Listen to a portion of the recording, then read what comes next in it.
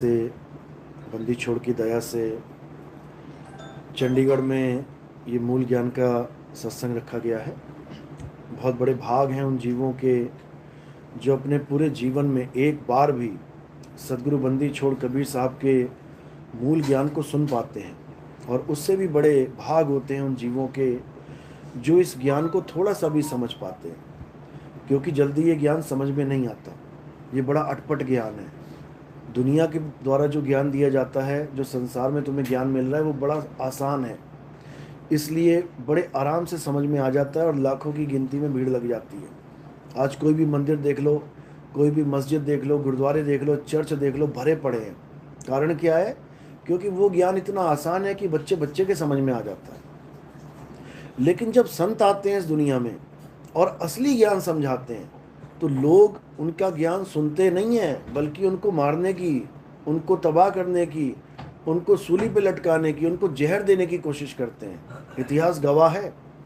आप देखो पुराने संतों का इतिहास, कैसे उनको मारा गया, काटा गया, जला दिया गया। कारण क्या है?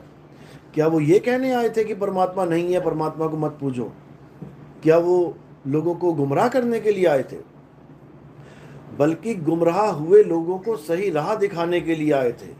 लेकिन लोग उनके ज्ञान को समझ नहीं पाए और उनको अपना दुश्मन समझ बैठे। आप देखो, बड़े बड़े संतों ने जब सत्य का झंडा लहराया, तो सबसे बड़ा दुश्मन उन्हीं लोगों को पाया जिनका कल्याण करने के लिए वो आए थे। ऐसा क्यों होता है? नादानीवश, अज्ञानतावश। क्योंकि अज्ञान इतना दिमाग पे चढ़ चुका है, अज्ञान इतना ज्यादा उसका रंग चढ़ चुका है कि अब कोई सत्य बताए तो अपना दुश्मन दिखाई देता है। लेकिन संतों का काम है सच बताना। अगर संत सच नहीं बताएंगे तो कौन बताएगा? इसलिए संतों ने अपने जान की परवाह नहीं करी। मर गए, कट गए, जल गए, गल गए, लेकिन सत्य को नहीं छोड़ा। साहिब ने बोला, साच कहूं जग मारन धावे और झूठ कहूं पतियाई हो। कहे कबीर सुनो बैसादो, झूठ कहाना जाई हो। कहते जैसे ही हम सच बोलते हैं तो सामने वाले मारने को दौड़ते हैं। क्यों? कारण क्या है? कारण यह है कि उनके अज्ञान का जो महल है वो ढह जाता है, और उनको लगता है कि हमारा जितना भी बना बनाया कारोबार है, जितना भी बना बनाया साम्राज्य, ये सब जीरो हो गया। उनको परमात्मा से ज्यादा अपने साम्राज्य पे, उस पर ज्यादा प्रेम है, उस पे ज्यादा आसक्ति है। परमात्मा नहीं चाहिए किसी को। जो धंधा बना चुके हैं धर्म का, वो धंधा टिका रहे, इसलिए संतों के कई दुश्मन हो जाते हैं। तो कबीर साहब हमेशा एक ही बात बोलते हैं कि जहाँ साच वहीं पर परमात्मा है, जहाँ सत्य है वही परमात्मा है। और केवल कबीर साहब नहीं बोलते हैं, ये सारे धर्म बोलते हैं कि सत्य ही परमात्मा है। हिंदुओं में कहते हैं ईश्वर सत्य है, मुसलमानों में कहते हैं अल्लाह अल हक, हक यानी सत्य, अल्लाह सत्य है। ईसाई कहते हैं गॉड इज ट्रुथ, और गुरु ग्रंथ साहब कहता है सत्य कौन है? श्री अकाल, यानी अकाल पुरुष कौन है? सत्य ही है। कोई आदमी नहीं है कि कोई आदमी है अकाल पुरुष। कहते हैं पुरुष लगाए, देखो जी पुरुष है, वो कोई आदमी है। आदमी नहीं है, सत्य ही अकाल पुरुष है। उसी सत्य को जानना है। तो आज मालिक की कृपा से इस सत्य को उजागर किया जाएगा, समझाया जाएगा, और जो मालिक का जीव विवेकी होगा वो मेरी बात को पकड़ेगा, मेरी बात को समझेगा। लाइव के माध्यम से जहाँ जहाँ भी आवाज़ जा रही है, वहाँ बैठे जीव उस सत्य को जानेंगे, जो सत्य हमेशा से हमारे पास है। लेकिन हमें उसका ज्ञान नहीं है, इसलिए हम उस हिरण की तरह ढूंढते फिरते हैं जिसकी नाभि में कस्तूरी है, लेकिन उसे ज्ञान नहीं है। तो आज का सत्संग शुरू करने से पहले परमपिता परमात्मा के नाम पे जयकारा लगाएंगे और फिर सत्संग शुरू करेंगे। बोलिए परमपिता परमात्मा की जय, सदगुरु बंदी छोड़ कबीर साहिब की जय, सदगुरु मदन पति साहिब की जय, दीवान जवाहर पति साहिब की जय, सदगुरु राम सेवक साहिब की जय, सदगुरु वैराग पति साहिब की जय, सभी संतों की जय, सभी हंसों की जय, सभी भक्तों की, इनके माता पिता गुरुदेव की, आज के आनंद की, इस गांव नगर बस्ती की, सकल हंस को बंदगी, साहेब बंदगी सतना। सतगुरु नितिन साहिब की जय।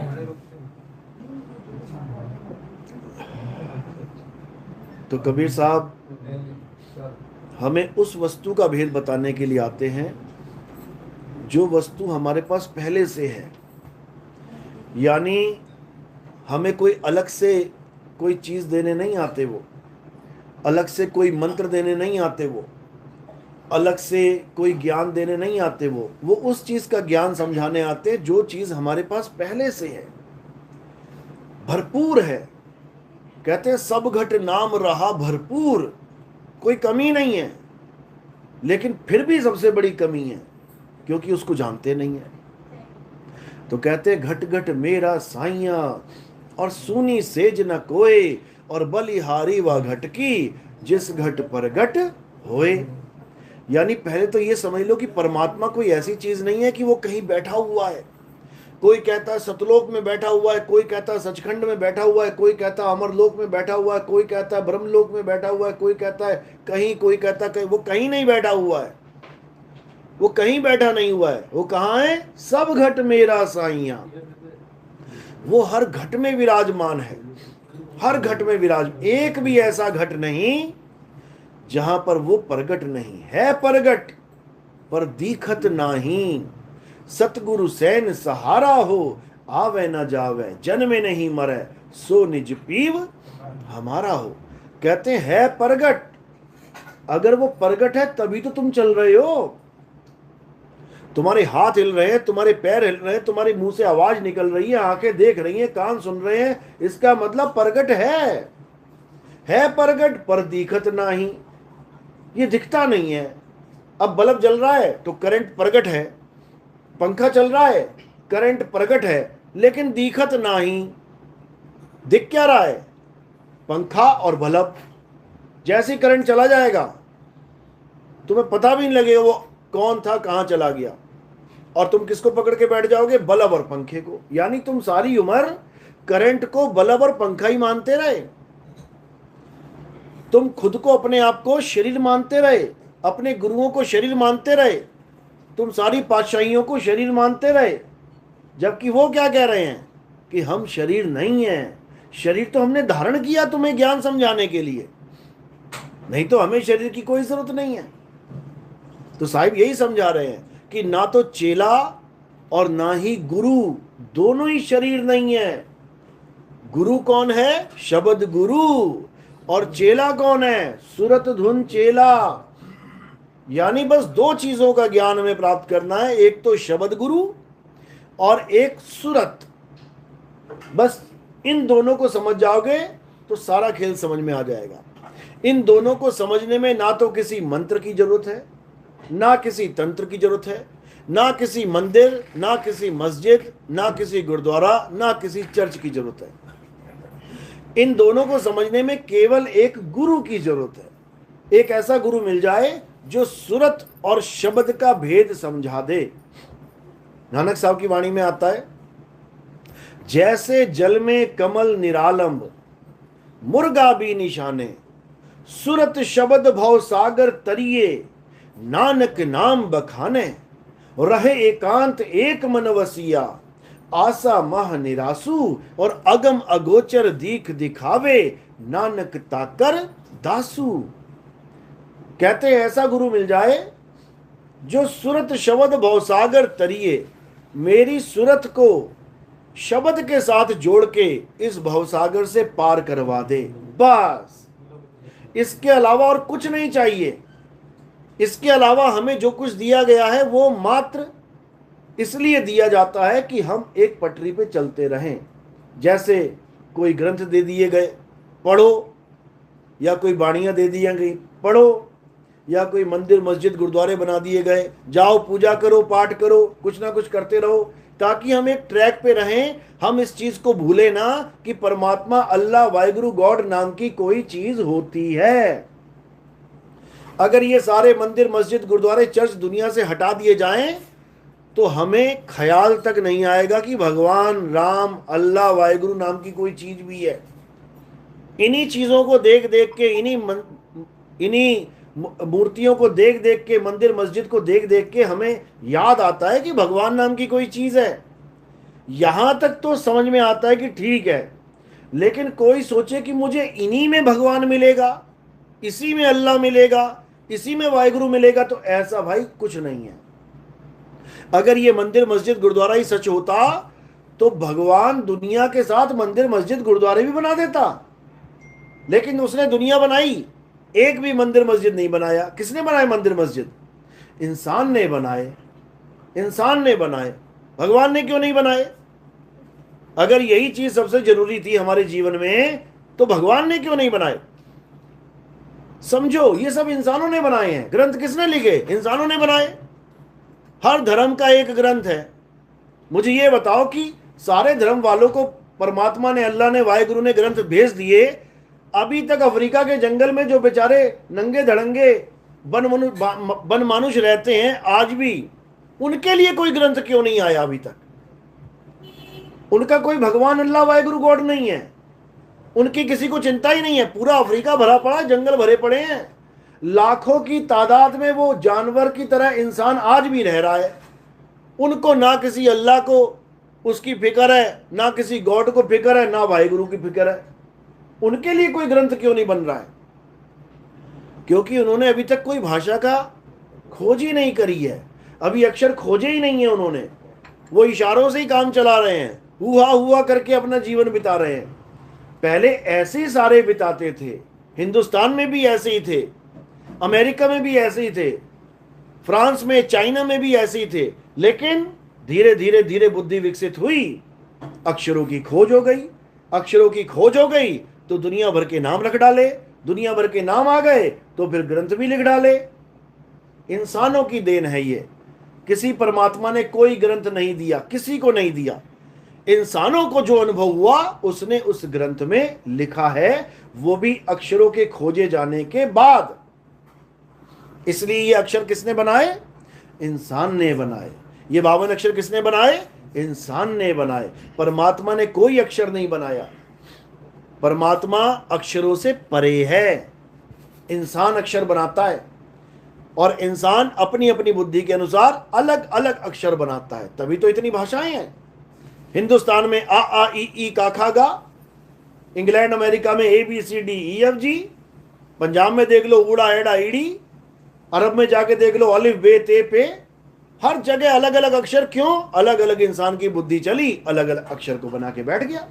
यहां तक समझ में आती है बात कि अक्षर जरूरी है, वरना वो अफ्रीका वाले जंगल की तरह हम भी रह रहे होते। अच्छी बात है कि हम पढ़े लिखे हो गए अक्षरों की वजह से, लेकिन कोई कहे कि इन अक्षरों की वजह से मैं अल्लाह को पालूंगा, इन अक्षरों की वजह से वाहिगुरु को पकड़ लूंगा, मैं इन अक्षरों की वजह से मैं राम तक पहुंच जाऊंगा, इन अक्षरों की वजह से मैं गॉड को मजबूर कर दूंगा आने के लिए, ऐसा नहीं हो सकता, ऐसा नहीं हो सकता। अक्षर केवल सांकेतिक ज्ञान होता है। जैसे मैं कहूं भैया पानी दे दो, तो मेरे मुंह से निकला पानी, इस आवाज को सुनकर संकेत मिलता है कि मैं किस तत्व की बात कर रहा हूं, क्योंकि बचपन में बच्चों को सिखा दिया गया है कि बेटा ये है पानी। आगे से कभी भी कोई बोले पानी तो समझ जाना ये है, कोई बोले कलम तो ये है। वहां फोटो भी दे रखी है, अक्षर के साथ चित्र भी दे रखा है, यानी ये अक्षर चित्र की तरफ संकेत करते हैं। और चित्र में क्या है? एक वस्तु का चित्र है, यानी सारे अक्षर किसी वस्तु की तरफ संकेत करते हैं। मैं कहूंगा बिस्कुट तो बिस्कुट की बात कर रहा हूं, मैं कहूंगा सेब तो सेब की बात चल रही है। अक्षर अलग चीज है और वस्तु अलग चीज है। मैं यहां कह रहा हूं सेब, अमेरिका में जाके कहूंगा मुझे सेब दे दो, वो कहेगा सेब का मतलब होता है सुरक्षित रखना, SAVE। हर जगह अलग अलग अक्षर अलग अलग चीज को दर्शाते हैं। तो भाषा ज्ञान केवल 3 लोग के व्यवहार के लिए ठीक है। गुरु ग्रंथ साहब में वाणी आती है 52 अक्षर लोकत्रय, यानी जो 52 अक्षर है वो 3 लोक में, 3 लोक मतलब ये जितना भी तुम्हें दिखाई दे रहा है ये 3 लोक हैं। इस 3 लोक में 52 अक्षर काम कर रहे हैं। 52 अक्षर लोक त्रय सब कुछ इन्हीं माही। यानी सारी दुनिया में जो भी दिख रहा है तुम, वो सब 52 में कैद कर लो। तुम आसमान लिख लो, आसमान, सूरज चांद सितारे, सूरज चांद सितारे, धरती आकाश पाताल लिख लो, सब कुछ इन्हीं माही।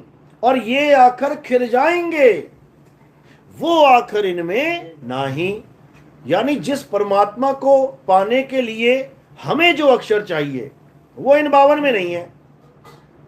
उसका नाम तो 52 में रख देंगे हम, लेकिन उसको 52 में नहीं रख सकते, वो 52 से परे है। इसलिए उसको शब्दातीत बोला जाता है, जो शब्दों से परे है। तो कह रहे हैं कबीर साहब कि ओ अंकार आदि में जाना, और लिखे और मेटे ताही ना माना। आज सारे धर्म क्या कर रहे हैं? लिखे और मेटे जाने वाले नामों को सत्य मान के उसका जाप कर रहे हैं। हिंदू क्या कर रहा है? राम राम, और कागज पे लिखते भी हैं कई लोग, पूरी पूरी कॉपियां भर रखी हैं राम राम, और लिख के मिटा भी सकते हैं। तो इन नामों को कबीर साहब कहते हैं मैं नहीं मानता, ये तो इंसानों के द्वारा बनाई गई चीज है। यही सिखों में आ गया, वाहे गुरु लिख भी सकते हो, मिटा भी सकते हो। मैं इस नाम को नहीं मानता। ऐसे ही मुसलमान कर रहे हैं, जाके देखो अरब में माला पकड़ रखी मुसलमानों ने, अल्लाहू अल्लाहू अल्लाहू। साहिब कहते हैं मैं नहीं मानता इसको, ये नाम है। तो किसको मानते हैं? वो उसको मानते हैं जो लिखा ना जाए, मेटा ना जाए, जो पढ़ा ना जाए, देखा ना जाए। नानक साहब समझा रहे हैं, अखा वाजो वेखना बिन कन्नी सुनना, पैरा वाजो चलना बिन हथी करना, जीबा वाजो बोलना, क्यों जीवित मरना, और नानक हुक्म पछाण तो जा खसमे मिलना। कह रहे हम उस नाम को मानते हैं, हम उस नाम को जानते हैं जो इन आंखों से देखा नहीं जा सकता, इन कानों से उसको सुना नहीं जा सकता, हाथों से उसका लिखा नहीं जा सकता, पैरों से वहां तक जाया नहीं जा सकता, जीभ से उसको बोला नहीं जा सकता। नानक हुक्म पछाण तो जा खसमे मिलना। परमात्मा का हुक्म जो संत हमें देते हैं, हम उसको पहचान के परमात्मा तक पहुंचते हैं। तो क्या हुक्म देते हैं संत? एक ही हुक्म है सबके लिए, इसके अलावा और कोई हुक्म नहीं है। हुक्म क्या है? सूरत को शब्द से जोड़ लो, इसके अलावा कुछ नहीं। तो कह रहे हैं सूरत फंसी संसार में तासे पड़ गई दूर, और सूरत बांध स्थिर करो, ये हुक्म है।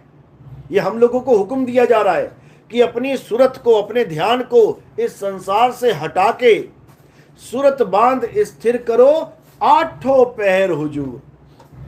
आठों पहर की भक्ति, यानी एक भी पल ऐसा नहीं निकलना चाहिए जिसमें तुमने सिमरन नहीं किया है। ये किसी नाम जाप की बात नहीं चल रही है, ये सिमरन की बात चल रही है, परमात्मा को याद करने की बात चल रही है, जपने की बात नहीं है। तो कह रहे एको सिमरो नानका जो जल थल रहा समाए, और वाही को क्यों सिमरिए और जब में ते मर जाए।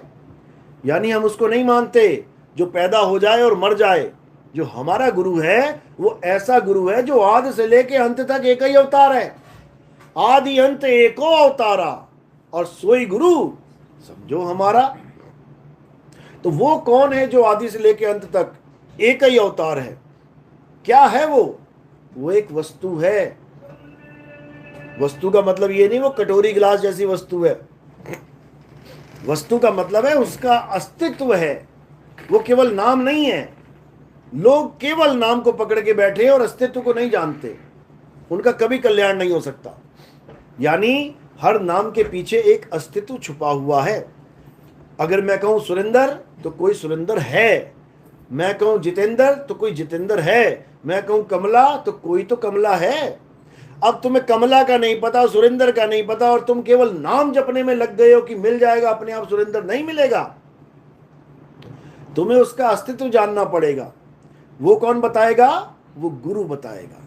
तो कहते हैं सोई गुरु पूरा कहावे जो दो अक्षर का भेद बतावे। भेद बतावे, जपावे नहीं, केवल भेद बतावे, एक छुड़ावे। ये जितने अक्षर लेके बैठे हो सबको छुड़वा दे। केवल राम राम नाम से प्रॉब्लम नहीं है, दुनिया के हर नाम से प्रॉब्लम है। क्यों? क्योंकि दुनिया का हर नाम 52 अक्षरी नाम है। गुरु ग्रंथ साहब में वाणी आती है 52 अक्षर जोरे आन।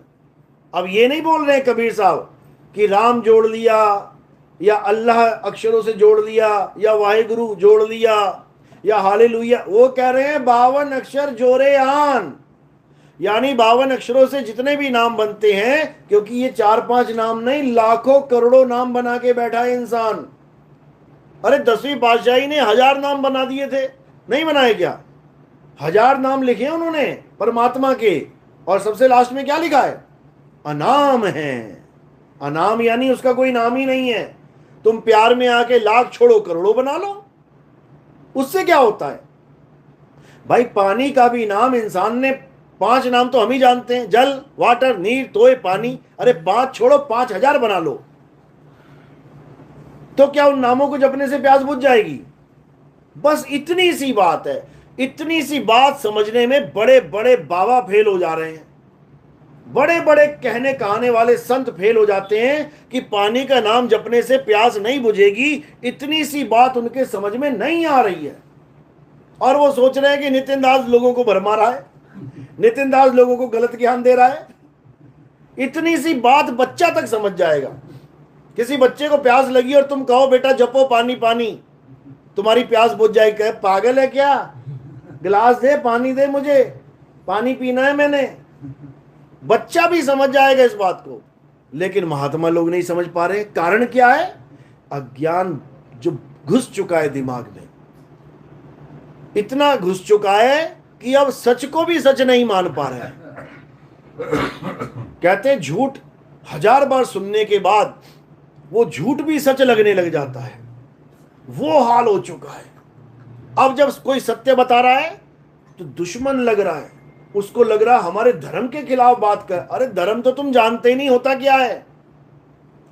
धर्म तो लोग समझते ही नहीं होता क्या है। धर्म का मतलब क्या होता है? क्या धर्म है हमारा? सारे संसार का एक ही धर्म है, उसी को सनातन धर्म कहते हैं। सनातन धर्म का मतलब यह नहीं होता कि तुम राम जी की पूजा करो, श्याम जी की पूजा करो, हनुमान जी की पूजा करो। सनातन का मतलब होता है, पहले तुम्हें सनातन का मतलब जानना पड़ेगा। सनातन का मतलब होता है जिसका कोई नाश ना कर पाए, जो सदा सदा एक रस रहे, जो कभी खंडित ना हो, जो सदा अटल रहे, अचल रहे, उसे सनातन कहते हैं। लेकिन कोई डेफिनेशन तक नहीं बता रहा है। सनातनी तो भला क्या बना पाएगा वो जीवन में? तो अध्याय 2 24वें श्लोक में सनातन की डेफिनेशन लिखी है। हे अर्जुन, ये आत्मा अछेद्य है, अशोष्य है, अदाह है। ये आत्मा अचल है, सदा स्थिर रहने वाली है। ये आत्मा पुरातन है। पुरातन यानी पुराने से भी पुरानी, इससे पुराना कुछ है ही नहीं। और ये आत्मा ही सत्य सनातन है। तो सनातन का मतलब क्या है? आत्मा ही सनातन है, यानी हमें आत्मा को जानना है। श्री गुरु ग्रंथ साहब में वाणी आती है आत्मदेव पूजिए। वहां यह नहीं बोला है कि किसी आदमी को पूजिए या किसी ग्रंथ को पूजिए या किसी को पूजिए। आत्मदेव पूजिए और गुरु के सहज समाए। अब आत्मदेव कहां मिलेगा? वो आत्मदेव कोई आसमान पे थोड़ी नहीं बैठा है। वो आत्मदेव हम सबके पास है। जैसे समुद्र में 1,00,000 लहरें चल रही हैं, 1,00,000 लहरें भाग रही हैं, तो समुद्र किसके पास है? कौन सी वाली लहर के पास है समुद्र? सबके पास है। समुद्र पे ही तो भाग रही हैं। हर लहर के पास समुद्र है। जैसे हर लहर के पास समुद्र है, वैसे ही हम सबके पास परमात्मा है, आत्मदेव है। लेकिन हमें समझ में नहीं आ रहा कि मिले कैसे। लहरें भागती जा रही हैं, भागती जा रही हैं, समुद्र को ढूंढती जा रही हैं। कहां गया समुद्र? अरे गया कहां समुद्र? और समुद्र नीचे है, समुद्र नीचे है, समुद्र के ऊपर दौड़ रही है, समुद्र को ढूंढ रही है। कैसे बात बनेगी? तो जब गुरु मिलेगा तो क्या करेगा? उस दौड़ती हुई समुद्र की लहरों को, यानी चल अवस्था की लहरों को अचल अवस्था का ज्ञान दे देगा कि भागना नहीं है, रुक जा, सुरत बांध, स्थिर करो। स्थिर का मतलब क्या होता है? चलना। स्थिर का मतलब होता है एक जगह रुक जाना। जब रुकने का ज्ञान मिल गया तो उस लहर को समुद्र कैसे मिलेगा? उसी में समा जाएगी। इसी को बोला है, अब तो जाए चढ़े सिंहासन और मिले हैं सारंग पानी, और राम कबीरा एक भय हैं और कोई ना सके पहचानी। बस यहां पे सिंहासन पे चढ़ने की बात चल रही है और वहां लहर के गिरने की बात चल रही है। बस इतना सा खेल है। वहां पर लहर नीचे हो गई तो समुद्र में मिल जाएगी, और यहां पे तुम थोड़ा ऊपर चढ़ गए तो सिंहासन पे बैठ जाओगे। अब ये सिंहासन कहां लगा है, बस इतना सा भेद समझना है, और चढ़ना कैसे है इतना सा भेद समझना है। दोनों चीजों का ज्ञान हो जाए तो समझ लो कि काम बन जाएगा। तो कहते हैं आए हैं सो जाएंगे, राजा रंक फकीर, एक सिंहासन चढ़ चले और एक बंधे जंजीर। अगर तो गुरु ऐसा मिल गया जो सिंहासन का भेद बता दे, तब तो मेरे भाई तुम चढ़ जाओगे। और कैसे चढ़ना है? विहंगम चाल से। जैसे ही विहंगम चाल पे चढ़ोगे वैसे ही तुम सिंहासन पे बैठ जाओगे। सिंहासन पे जब कोई बैठ जाएगा तो क्या अवस्था बन जाएगी उसकी? जैसे मैं बैठा हूं, चल में हूं कि अचल में हूं? अचल में आ जाएंगे। सिंहासन पे बैठ के चलेगा थोड़ी नहीं, चल तो नीचे रहा है।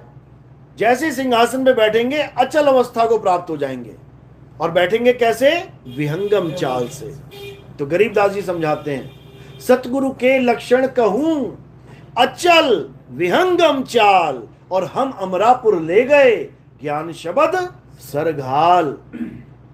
कहते हैं मुझे सतगुरु जब लेके गए, विहंगम चाल से लेके गए, मेरे रास्ते में कोई गणेश जी का लोक, महेश जी का लोक, ब्रह्मा विष्णु महेश का लोक नहीं आया। विहंगम चाल यानी डायरेक्ट लेके गए। जैसे चुंबक लोहे को खींचती है तो लोहा क्या रुक रुक के जाता है? 5 बार रुक के जाएगा क्या? बिल्कुल नहीं। ऐसे जाएगा तीर की तरह, गोली की तरह, और सीधे जाके अचल हो जाएगा। चुंबक में चिपक जाएगा तो हिलेगा क्या? नहीं हिलेगा, अचल हो जाएगा। अभी भाग रहा है इधर उधर। तो कहते हैं लोह चुंबक की प्रीत ज्यों, अरे लोह को ले तू उठाए, और ऐसा शब्द कबीर का काल से लेत छुड़ाए। यानी जब मुझे ऐसा गुरु मिल गया जो मेरे मंत्र जंतर तंत्र पूजा पाठ हवन सब छुड़वा दे, बिल्कुल कोरा कागज कर दे मुझे, और उसके बाद मूल ज्ञान मुझे बता दे, यानी सूरत को शब्द से कैसे जोड़ना है, बस इतना भेद बता दे, तब समझ लो कि अब मेरा कल्याण हो जाएगा।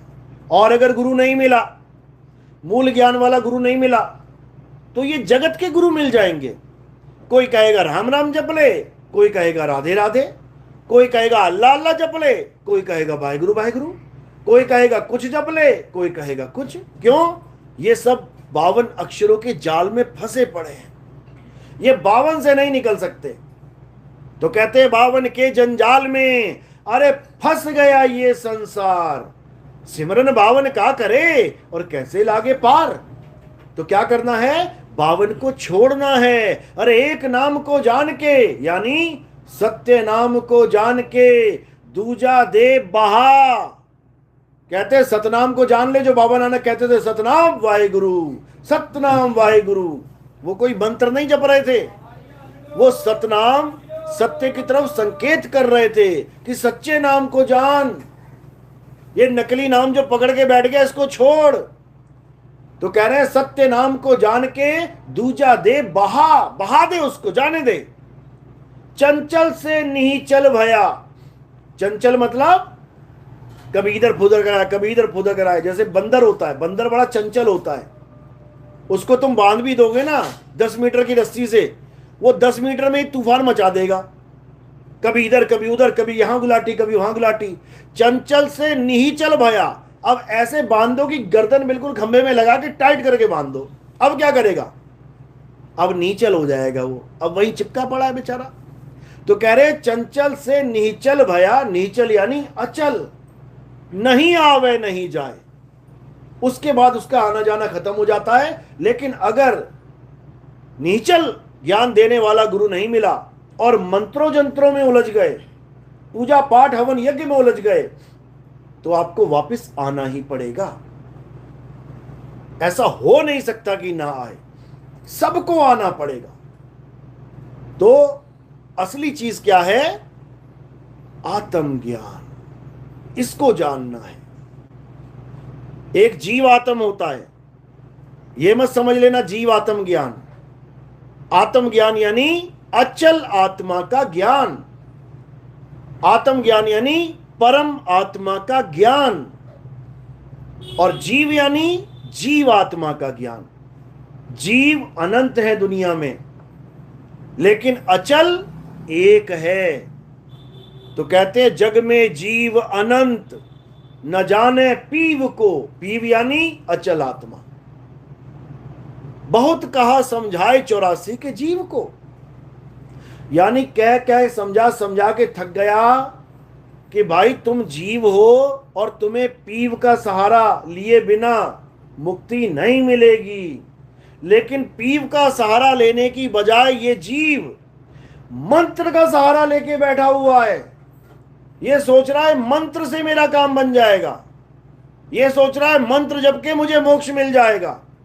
और कबीर साहब बार बार समझा रहे हैं, तंत्र मंत्र सब झूठ है, इनमें ना भर में कोई, और सार शब्द जाने बिना कागा हंस ना होए। सार शब्द यानी सब शब्दों का सार। ये जितने भी शब्द इंसान ने बना दिए हैं, इन सब का सार, यानी जिसकी वजह से ये सारे शब्द बन रहे हैं। किसकी वजह से बन रहे हैं? आत्मा की वजह से। आत्मा ना हो तो कौन शब्द बनाएगा, कौन बोलेगा, कौन लिखेगा? आत्मा सार शब्द है। और ये जितने शब्द बनाए जा रहे हैं ये 52 अक्षरी शब्द हैं। इसलिए साहिब ने समझाया कि शब्द शब्द बहुअंतरे, यानी शब्द और शब्द में बहुत अंतर है। कहने को तो सब लोग कहेंगे मैं भी गुरुजी से शब्द ले आया, मैं भी गुरुजी से नाम शब्द ले आया, लेकिन शब्द शब्द में बहुत अंतर है। कौन सा शब्द ले आए तुम? तो कह रहे हैं शब्द शब्द बहुअंतरे, सार शब्द मत लीजिए। और कहें कबीर जहां सार शब्द नहीं, दृग जीवन सो जीजिए। धिक्कार है उस जीवन पे जहां पे शब्द तो ले आया गुरुजी से, लेकिन सार शब्द की जगह 52 अक्षरी शब्द ले आया, जो जीव से बोले जाते हैं, जो कानों से सुने जाते हैं। तो कहते हैं 52 अक्षर जीव आधारा, और आदि अक्षर यानी सार शब्द जीव्या से न्यारा। वाही को सत सिमरण कहिए, वो सार शब्द ही सच्चा सिमरण है। और ये 52 अक्षरी शब्द ये सब झूठे नाम हैं, असत्य नाम हैं, जीव से बोले जाने वाले नाम हैं। श्री गुरु ग्रंथ साहब में वाणी आती है, कहते हैं कृत्रिम यानी नकली, कृत्रिम नाम कथे तेरे जीबा, और सत्य नाम तेरा परा पुरबला। बिल्कुल क्लियर कर दिया गुरु ग्रंथ साहब में कि तेरे जितने भी नकली नाम है परमात्मा, वो सब जीव से बोले जाने वाले हैं। कृत्रिम नाम यानी नकली नाम, कथे तेरे जीबा, इस जीव से कथे जाने वाले सारे नाम नकली हैं। सत्य नाम यानी सच्चा नाम, तेरा यानी परमात्मा का। सतनाम किसका है? परमात्मा का। और ये अज्ञानी गुरु ने किसका बना दिया? कहते हैं काल भगवान और अक्षर पुरुष का नाम मिला के सतनाम बन जाता है। बताओ, जो खुद सत्य नहीं है। कहते हैं काल की भी मौत हो जाती है, अक्षर पुरुष भी एक दिन मर जाता है। जो खुद मर जाएंगे, जो खुद असत्य हैं, उनके नामों को मिला के सतनाम की घुट्टी पिलाई जा रही है। महाअज्ञान है ये। तो कह रहे हैं सतनाम परमात्मा का नाम है। सत्य नाम तेरा परा, परा यानी परे, शब्दों से परे, देह से परे, मन से परे, माया से परे, अक्षरों से परे, इंद्रियों से परे, इस 3 लोक से परे।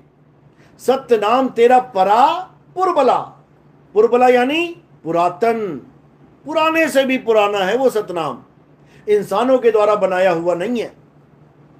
उसी को बाबा नानक सतनाम सतनाम करके लोगों को समझाते थे। यानी वो अचल नाम, वो अकह नाम, वो अडोल नाम जो सबके पास है, लेकिन उसका अनुभव ना होने के कारण, उसका ज्ञान ना होने के कारण हम सब जन्मों जन्मों से 84 में भटक रहे हैं। जन्मों जन्मों से, युगों युग बीत गए, आज तक किसी की मुक्ति नहीं हुई। युगों युग बीत गए, नाम जपते, पूजा पाठ करते, हवन यज्ञ करते, दुनिया भर का काम कर डाला, लेकिन आज तक मुक्ति नहीं हुई। इसीलिए आज यहां बैठे हुए हैं। अगर किसी एक की भी मुक्ति हो जाती उन काम करने से, वो मंत्र जाप, वो तंत्र विद्या, वो सब कुछ कर लिया, तो यहां बैठे ना होते। तो अब क्या करना है जो कभी नहीं किया? कभी क्या नहीं किया? आत्मा को कभी नहीं जान पाए। इतिहास उठा के देख लो, पुराने पुराने ऋषि मुनि जिनके नाम पे बड़े बड़े मंदिर बने हुए हैं, इतिहास उठा के देख लो उनका। वो मंत्र जपते रहे, 108 बाबा जी, 1008 बाबा जी, वो सिद्ध पुरुष कहलाते रहे, लेकिन एक भी आत्मज्ञानी नहीं हुआ। समझो। तो कबीर साहब क्या कह रहे हैं? जल में मीन प्यासी, मोहे देखत आवे हासी, आत्म ज्ञान बिना नर भटके, और कभी काबा कभी काशी। जिसका हमें ज्ञान चाहिए वो हमारे पास ही है सामान, लेकिन हम भटक रहे हैं कभी काबा कभी काशी, और सोच रहे हैं हम बहुत बड़े धार्मिक हैं। अभी कांवड़ यात्रा हजारों लाखों लोग जा रहे हैं भगवान को खुश करने के लिए। कैसे खुश करेंगे? लोटा लेके आएंगे पानी का और चढ़ा देंगे। जिस भोले शंकर की जटाओं में से गंगा निकल रही है, उसके ऊपर एक लोटा जल चढ़ा के सोचते हैं कि हमने बाबा जी को नहला दिया। बाबा पूरा ही नहाया हुआ है पहले से ही। जो जटाओं में गंगा लेके चल रहा है उसको तुम्हारे लोटे जल की जरूरत है क्या? उसके बाद जो एक्सीडेंट हो रहे हैं, लड़ाई हो रही है, झगड़े हो रहे हैं, वो अलग। केवल परमात्मा को पाने के लिए इतना तामझाम चल रहा है। और परमात्मा कहाँ है? परमात्मा को साथ ही लेके चल रहे हो भाई तुम भी। लहरें समुद्र के ऊपर चल के परमात्मा को ढूंढ रही हैं, और समुद्र कहाँ है? हर लहर के साथ जुड़ा हुआ है समुद्र। बस भेदी गुरु नहीं मिल रहा है, इसलिए भटक रहे हैं बेचारे। तो क्या करना है? अब भेदी गुरु को जानना है कि आखिर भेदी गुरु और जपी गुरु में फर्क क्या है। नाम जपने वाले गुरु जपी कहलाते हैं, तपस्या करने वाले गुरु तपी कहलाते हैं, घर बार छोड़ के जंगल में भेजने वाले गुरु सन्यासी कहलाते हैं। तो कह रहे हैं नाम है जप में, नाम है तप में, नाम है एकांत निवास में। ना जपी, ना तपी, ना सन्यासी, इनसे हमारा कल्याण नहीं हो सकता। कोई भले सारी उम्र राधे राधे जप रहा है, सारी उम्र वाहिगुरु वाहिगुरु जप रहा है, सारी उम्र राम राम जप रहा है, उससे हमारा कल्याण नहीं हो सकता।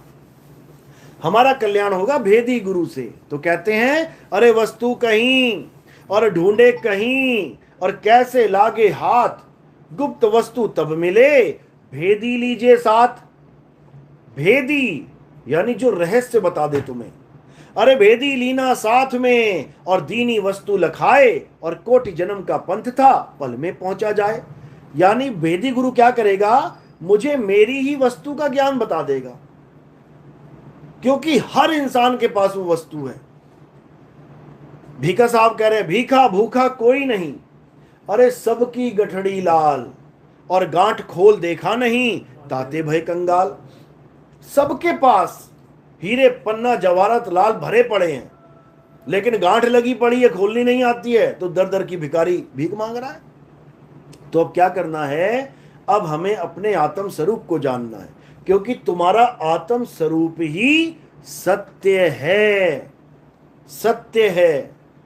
इसीलिए बार बार ये समझाया जा रहा है कि सत्य का मतलब कोई नाम नहीं है कि मैं कुछ नाम जपूंगा। सत्य का मतलब तुम स्वयं हो, तुम ही सत्य हो। इसी को श्री गुरु ग्रंथ साहब में वाणी आती है, तो ही मोही मोही तो ही अंतर कैसा। अभी अंतर है भी और अंतर रहेगा भी नहीं। जैसे समुद्र और लहर में अंतर है, अंतर है कि नहीं है? अंतर है, तभी तो उसके दो नाम रख दिए, समुद्र और लहर। समुद्र एक जगह स्थिर है और लहर आती जाती है, ये अंतर है। अब इस अंतर को खत्म करना है। लहर समुद्र में समा गई, अब कोई अंतर है? कोई अंतर नहीं है। यानी जब तक तुम्हारे जीवन में भेदी गुरु नहीं आ गया, तब तक अंतर सदा रहेगा, हमेशा अंतर रहेगा। और जब भेदी गुरु आ गया, वो इस अंतर को ही खत्म कर देगा। आत्मा परमात्मा एक को करे, अंतर की दुविधा अंतर मरे। उस अंतर को ही खत्म कर देगा वो। तो कहते तो ही मोही, मोही तो ही अंतर कैसा, कनक कटिक जल तरंग जैसा। जल स्थिर है और तरंग चल रही है, तो तरंग को क्या करना है? जल में ही स्थिर करवा देना है, तो कोई अंतर नहीं। यही बाइबल में बोला गया। सांकेतिक ज्ञान में ईसा मसीह ने क्या बोला कि मैं परमेश्वर का पुत्र हूं, I am son of God. सबको समझ में आ गया कि परमात्मा कोई है और ये उसका पुत्र है। लेकिन बाइबल में उन्होंने ये भी बोला, I and my father are one, यानी मैं और मेरा बाप एक ही है।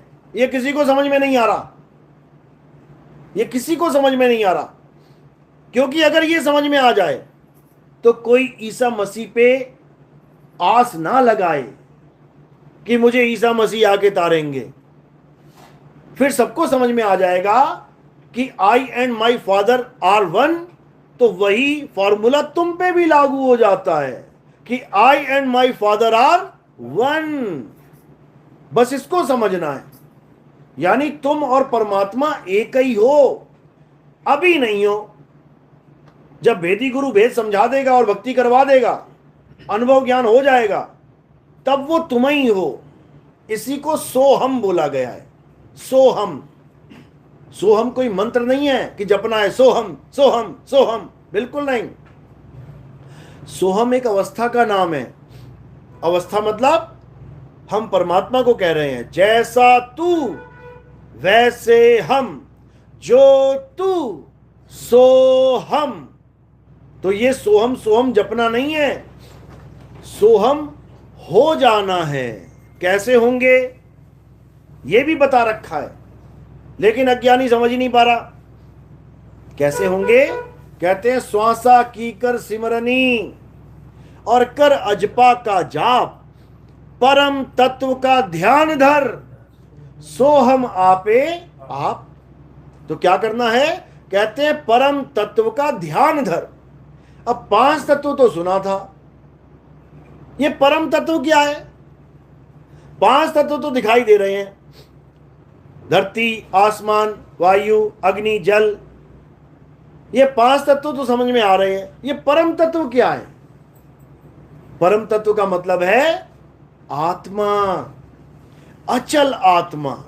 तो जब परम तत्व का ध्यान धरोगे, यानी ये जीव उस परम तत्व यानी परमात्मा का ध्यान धरेगा, नाम नहीं जपेगा, ध्यान धरेगा।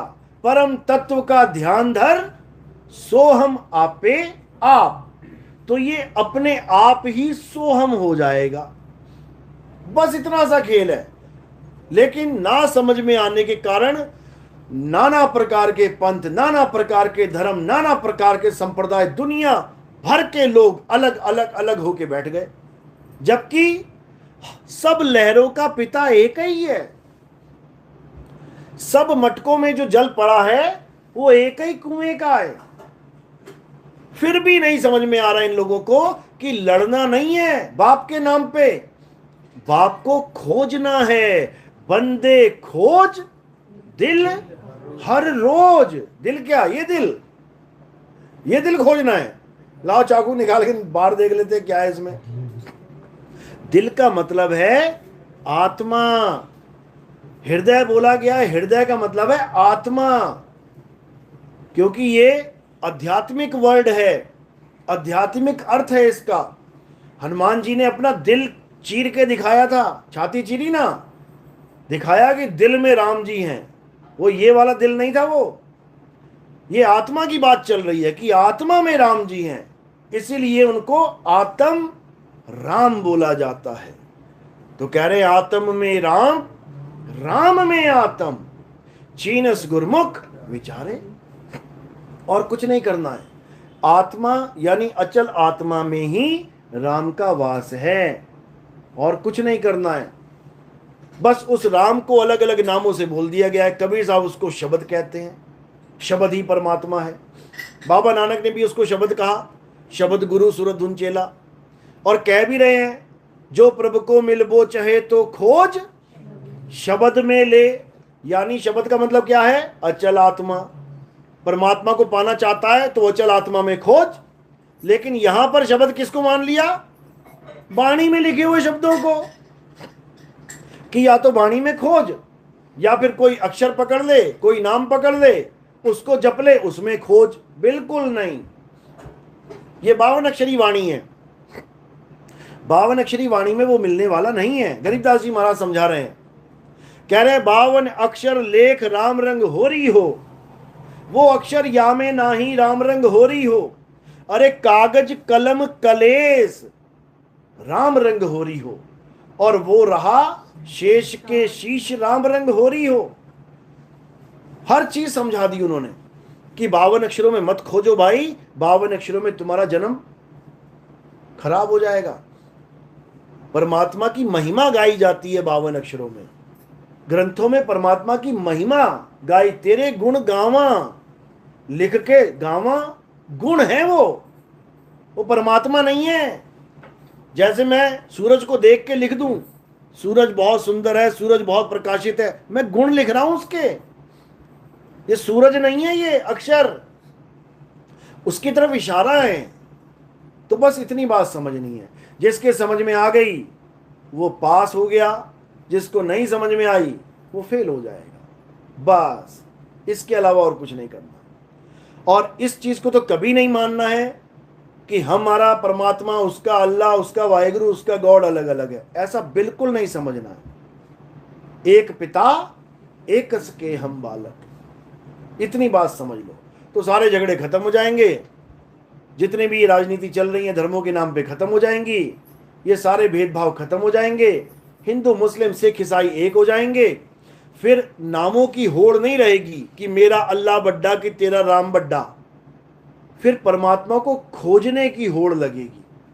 अभी पता लग जाए कि यहां नया गांव में अरबों खरबों का खजाना दबा हुआ है, सबको पता लग जाए, और सरकार कह दे जिसको मिल गया उसका।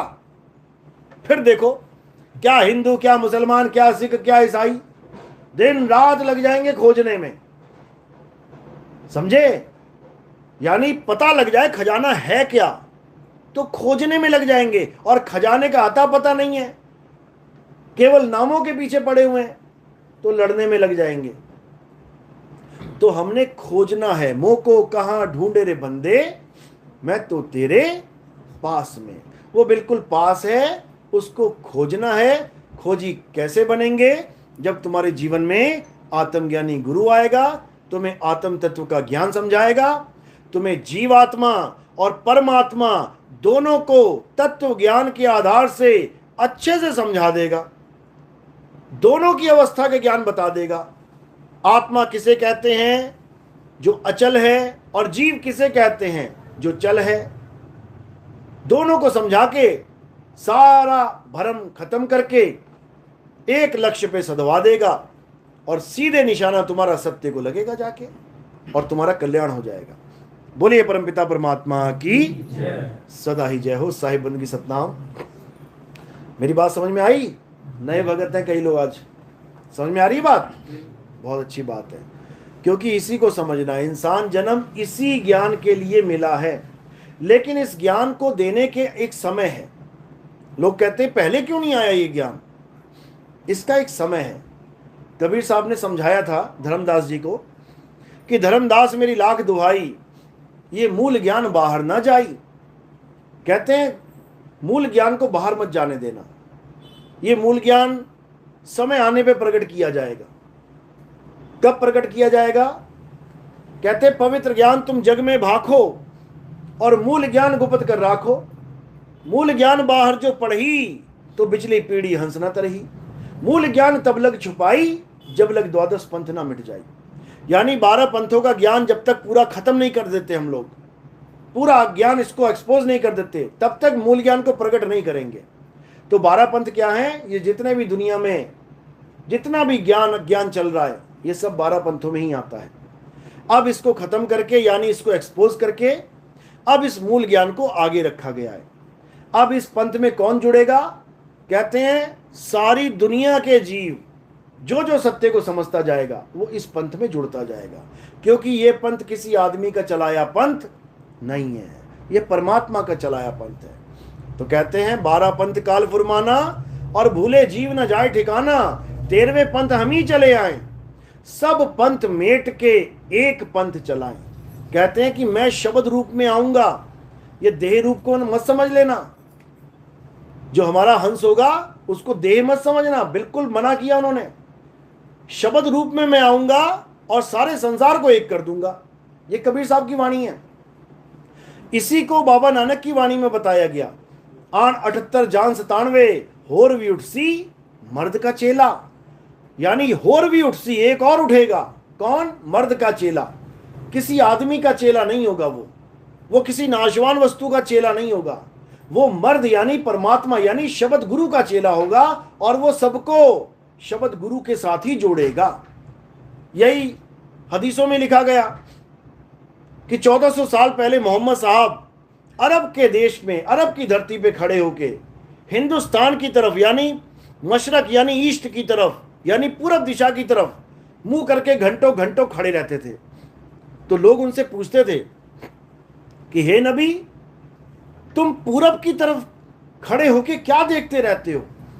तब उन्होंने क्या बोला वहां पे कि मुझे हिंदुस्तान की तरफ से एक ऐसी खुशबू आती है, अमन की खुशबू आती है, जो आने वाले समय में, जिसको आप कहते हैं ना गजवाए हिंद, कहते हैं अरे गजवाए हिंद होने वाला है, भारत मुसलमान देश बन जाएगा। कुछ नहीं होगा ऐसा।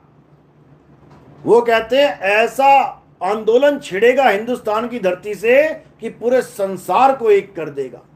उसी को गजवाए हिंद बोला गया है।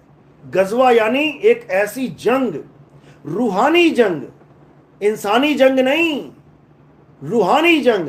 और वो कहते हैं उसमें हम भी शामिल होंगे। अब वो तो चले गए 1400 साल पहले, वो कैसे शामिल होंगे?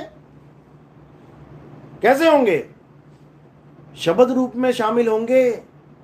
ये सारे संत शामिल हैं, ये सारे संत एक साथ शामिल हैं, क्योंकि सब शब्द में समा चुके हैं।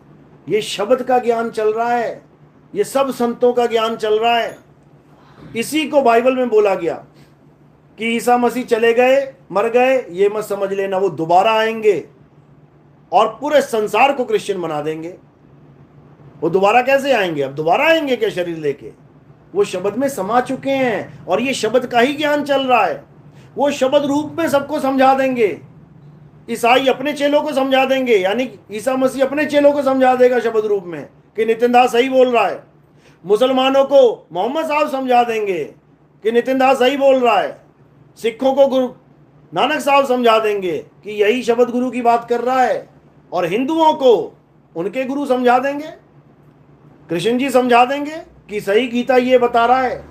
तो सब समझ के एक झंडे के नीचे आ जाएंगे और सबको वो परमात्म तत्व मिल जाएगा। सारे झगड़े खत्म, सारे झंझट खत्म, ये जितने भी दुनिया भर के पाखंड चल रहे हैं सारे पाखंड खत्म, और एक नाम, सत्य नाम पूरे संसार में उजागर हो जाएगा। यही कबीर साहब ने बोला है, घर घर होगा बोध विचारा, सत्य नाम का डंका बजेगा और बच के रहेगा। बोलिए परमपिता परमात्मा की सदा ही जय हो। साहिबन की सतनाम। अब आरती का समय है। आरती कैसे करते हैं समझ लो। थोड़े से फूल लेने हैं और मेरे सिर के ऊपर रख देने हैं। सिर के ऊपर क्यों रखते हैं? क्योंकि हमारे यहाँ आरती किसी काया की नहीं होती है। हमारे यहाँ आरती किसी कैलेंडर फोटो की नहीं होती है, किसी पत्थर की नहीं होती है। हमारे यहाँ आरती किसकी होती है? आत्मदेव की आरती होती है। मेरे पास आत्मा है, थैंक यू। उसी आत्मा की आरती होगी जिस आत्मा के द्वारा आप ज्ञान समझ रहे हैं। तो हमारे यहाँ संतों को आत्मा माना जाता है। संत हमारी आत्मा, हम संतन के जीव, और संतन हम में रम रहे, जीव माखन में घी। जैसे मक्खन में घी नहीं दिखाई देता, इसी प्रकार इस काया में आत्मा नहीं दिख रही है आपको, लेकिन ये आत्मा के द्वारा ही चल रही है, आत्मा के द्वारा ही काया बोल रही है। तो उसी आत्मा की आरती होती है। बोलिए परमपिता परमात्मा की सदा ही जय। साहिब बंदगी सब। सतगुरु नित्यानंद साहिब की जय। बंदी छोड़ महाराज की जय। साहिब बंदगी सतनाम।